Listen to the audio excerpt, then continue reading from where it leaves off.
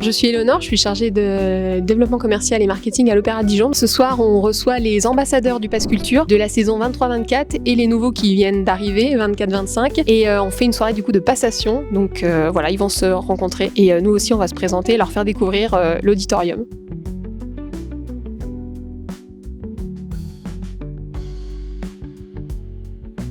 Je m'appelle Malo, je viens de la Bourgogne et j'ai été ambassadeur Pass Culture cette année.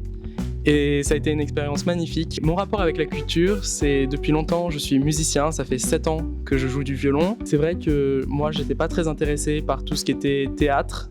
Et ça a été l'un des objectifs du Pass Culture, ça a notamment été tourné vers le théâtre. Je ne serais pas forcément allé au théâtre parce que j'avais cette image très scolaire. C'est vrai que pouvoir y aller et de voir, en fait, c'est pas comme à l'école, c'est pas des mises en scène que classiques, il y a de tout.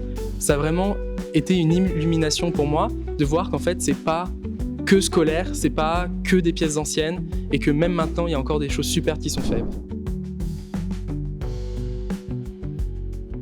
On est très heureux de ce partenariat parce qu'on travaille avec une équipe d'ambassadeurs qui est surmotivée chaque année. On est heureux de les accueillir et de leur faire vivre et de leur donner des missions afin d'intégrer et de connaître au mieux l'auditorium, l'Opéra de Dijon. Amener les jeunes à l'opéra, c'est vraiment un enjeu pour nous et même pour la culture en général parce que c'est pas forcément la sortie à laquelle ils pensent en fait quand ils vont sortir avec leurs amis, sortir voilà, en groupe.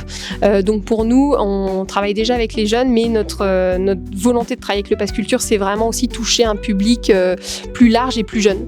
Parce qu'à 18 ans, c'est pas le réflexe. Et donc, du coup, de passer à travers ce programme d'ambassadeurs, pour nous, c'est vu qu'ils sont sur le terrain tout le temps, c'est des jeunes, ils sont avec des jeunes, ils transmettent en fait beaucoup de choses et leur envie de venir à l'opéra. Nous voudrions par contre nous ouvrir en fait sur d'autres opérations vraiment en Pass Culture, donc ouvrir sur des visites. Donc, on va désacraliser cette sortie à l'auditorium tout simplement en leur indiquant pendant la visite, voilà, ici vous rentrez, ici vous sortez, il se passe ci, il se passe ça, vraiment voilà, les familiariser avec le lieu et également occasionnellement les inviter du coup sur des rencontres, des ouvertures de répétition, donc des choses beaucoup plus ponctuelles mais qui leur permettent de découvrir un peu le décor de ce qu'on fait. Alors l'intérêt justement de passer par le dispositif aussi des ambassadeurs, ça a été, là on a un exemple flagrant qu'on a eu, c'est pour le premier opéra de notre saison qui va avoir lieu donc dans un peu plus d'un mois, qui est l'Homo Femina.